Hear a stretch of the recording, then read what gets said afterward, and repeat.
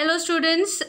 Okay, now let us continue with our economics chapter number 2, the sectors of Indian economy. So in the previous video we have dealt with the primary, secondary and tertiary sector, why tertiary sector has become so important in India. Now let us concentrate on the further classification of the economical activities. Among them is disguised unemployment. What is disguised unemployment? It refers to a situation where a worker is made to work less than his or her potential. It is different from unemployment because the person is not unemployed, rather he or she is underemployed. Suppose a family of 6 workers on a farm of 2 hectares of unirrigated land, totally dependent on rainfall. For certain reasons, they can find work anywhere else, but the work done by them can be managed by only 3 members of the family. This means that half of the family, that is 3 members, are underemployed. This kind of unemployment, though very common in the agricultural sector, is not necessarily limited to it and can be found in other sectors as well. So what is disguised employment? Where the worker is working but he is not getting that much return for his total amount of work what he does. So it is known as disguised unemployment. So it is not limited to agriculture. It is also, you can find disguised unemployment in other sectors of the economic activities. As you can see in the second image, your workers, they are working in the construction of building or road construction, whatever it is. So here also you can find disguised unemployment. Disguised unemployment in case of India. Even after 60 years of independence, more than 60% of the population is engaged in primary sector activities. That is, 60% or more than 60% of population of India is engaged in primary sector. Unlike the shift in contribution of each sector to GDP, no such a shift has taken place in terms of employment in each sector. What is the reason? This is because of the following reasons. Not enough jobs were created in the secondary and tertiary sector. Rate of increase in employment in secondary and tertiary sector is very low. Consequently, more than half the population is still working in the primary sector while contributing only a quarter of the GDP. That is why there is no such shift has been taken place in terms of employment in each sector. Disguised unemployment in case of India, we can study this in both these graphs. In the first graph, you can see according to GDP, share of sectors in GDP and a share of sectors. In the second graph, you can see share of sectors in employment. So according to GDP, in 1970-71, agriculture and tertiary sector, they were equally contributing, and the industrial sector or the secondary sector had less contribution to GDP. In 2010 and 11, tertiary sector has given more contribution to GDP than secondary and primary sector. But through the employment point of view, if we study, in 1970-71, agricultural sector has given more contribution to the employment. And there is no much difference between 1970-71 and 2009 and 10. In 2009 and 10, it has become less. But if we compare employment opportunities given by agricultural sector, if we compare this to other secondary and tertiary sector, still agricultural sector has given it more than the other sectors. So creation of more employment opportunities can be created with the help of certain initiatives taken by the government. As disguised unemployment is more common in rural areas and in the agricultural sector, the following measures can be implemented to eradicate this problem. So if we want to create more employment opportunities, government should take the initiatives. How government can take the initiatives? Number one, by providing irrigation facilities. How it will help? It will help those farmers that are dependent on rainfall for the production of crops. They will be able to grow more crops and employ more people, or use the full potential of the existing workers. This is how employment can be created. Second, by investing in transport and storage facilities. It will help farmers to produce more crops and sell them at profit. Transport, storage and trade of agriculture products will help create more jobs. Third, by providing credit facilities. The government can provide banking and credit services to help farmers to cultivate their lands in a better and more efficient manner by investing in better quality of seeds, fertilizers, etc. Number four, by promoting local products than industries. It involves encouraging and promoting those industries where semi-skilled workers can be employed in a large number. It can also include services such as tourism, handicrafts, etc. Number five, by expanding healthcare and educational services.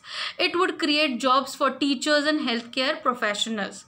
Number six, quick measures. The government of India has implemented a law which for a law right to work. Okay.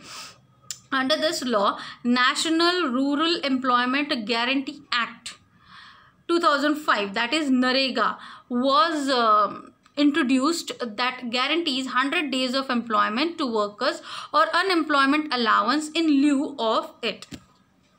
Now, let us move towards our organized and unorganized sectors of employment. Organized sector. It covers those enterprises or places of work where the terms of employment are regular and where people have assured work. They are registered with the government and have to follow its rules and regulations under various laws such as Minimum Wage Act, Factories Act, Payment of Gratuity Act, Shops and Establishments Act, etc. Employees in the organized sector enjoy security of employment. They are expected to work only a fixed number of hours. If they work more, they have to be paid overtime by the employer. They also get several other benefits from the employer such as provident fund, gratuity, medical benefits, paid leaves, payments during holidays, accommodation facilities, and also get pension and pension after retirement. Examples of organized sectors are a teacher taking classes in a school, an officer working in public sector bank, a doctor in a hospital treating patients, a factory worker employed in a big factory, etc. Unorganized sector. The unorganized sector is characterized by small and scattered units which are largely outside the government's control. There are no rules and regulations to be followed in this sector. Jobs in this sector are not highly paid and there is no job security. There is no provision of other benefits such as paid leaves, holidays, leave due to sickness, etc. There is a high degree of insecurity. People in this sector can be asked to leave without any reason. Some people are asked to leave when there is less work. Examples of unorganized sectors: a person doing miscellaneous repair works, farmers working in their own fields, hired laborers, a head-loaded worker carrying a bag of cement in a market, a farmer irrigating his land, his field, a daily wage laborer working under a contractor, a handloom weaver working in her house, etc. Protecting workers in the unorganized sector. So question may be asked in the exam: comparison between organized and unorganized sector. So you can use these points for the comparison. Now, there is a need to protect workers in the unorganized sectors because their job is highly insecure. There is no guarantee for their job. So what should be done for the protection of workers in the unorganized sector? Number one, workers of unorganized sectors such as landless agricultural labor, small and marginal farmers, sharecroppers and artisans in the rural areas also need to be supported through adequate facilities for timely delivering of seeds, credit, agricultural inputs, storage facilities and marketing outlets. Second, similarly, workers in small scale industries, casual workers in construction, trade and transport, street vendors, head load workers, rack pickers, garment makers, etc. in urban areas also need to be protected. The government can help them by making use of their goods and services. Third, in addition to this, the majority of workers from scheduled caste and tribes, backward communities, and others in unorganized sectors find that they are discriminated and need protection. Their protection is necessary for economic as well as development of the country. Adequate laws and reforms need to be implemented to protect them from discrimination and exploitation. So these are the ways where workers in the unorganized sector can be given protection. Now let us study public sector and private sector in detail. Then I'll show you the slides of recap. You can recap the entire chapter through those short slides. Public sector. It refers to that sector which is controlled and owned by the government and whose organization and management is also overseen by the government. So public sector means government sector. The primary motive is usually welfare of the state, for example, railways, postal services, etc. Private sector.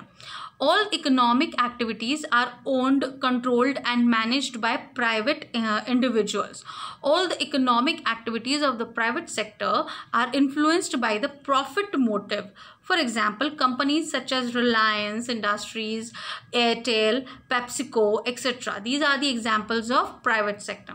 So in short, these are the slides for the explanation of public sector and private sector. Again, comparison can be asked, compare and contrast between public and private sector. So you can use these slides and these examples. Importance of public sector. Why public sector is important? The private sector cannot provide all the goods and services to the people at a reasonable cost. So their rate of their goods or cost of their goods can be higher. So here public sector is important by providing several services at a reasonable rate. It is the responsibility of the public sector to ensure the provision of these services to people. Society's need for several things. Society needs several things and the public sector provides these things at reasonable rates. It may be beyond the capacity or business norms of the private sector. Difficulty of collecting money.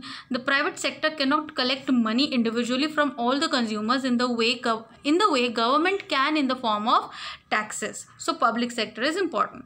Providing subsidies to the household and private sector. It helps in easing the burden on these two sectors. Fair price to the farmers. The public sector or government in India buys agricultural produce such as wheat, rice and fruits from farmers at a fair price. The public sector stores this in godowns and sells at a lower price to the consumers through ration shops. The government has to bear some of the cost involved. Providing health and education for all. The public sector in countries like India is also in the business of providing health and education. The private sector charges high rates for the high quality facilities they retail, which the poor sections of the society cannot afford. Providing other facilities. The public sector also plays an important role in providing other facilities for human development such as safe drinking water, housing facilities for the poor and food and nutrition for all.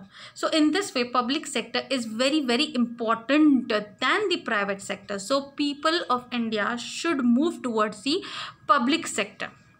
Now, as I told you, here are some slides. You people can recap the entire chapter in short. I'm not going to speak about them. I will be showing you these slides. You just read them in your mind quickly so that you can get the recapitulation of this chapter.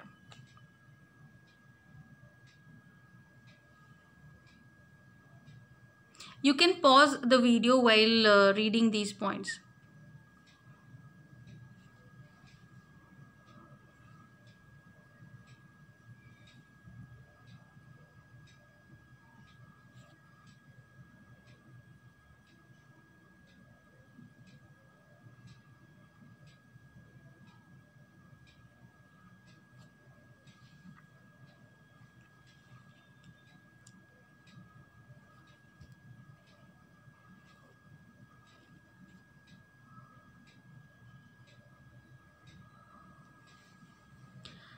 Okay, now we have come to an end of this chapter, and all the important points and concepts have been cleared and explained in these videos.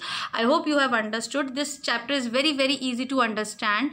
If you go through the slides which I have prepared, they are very easy to understand this entire chapter. So watch both these videos again and again, go through the chapter, underline the important points in the textbook as well as in the refresher, and start learning the question answers of this chapter.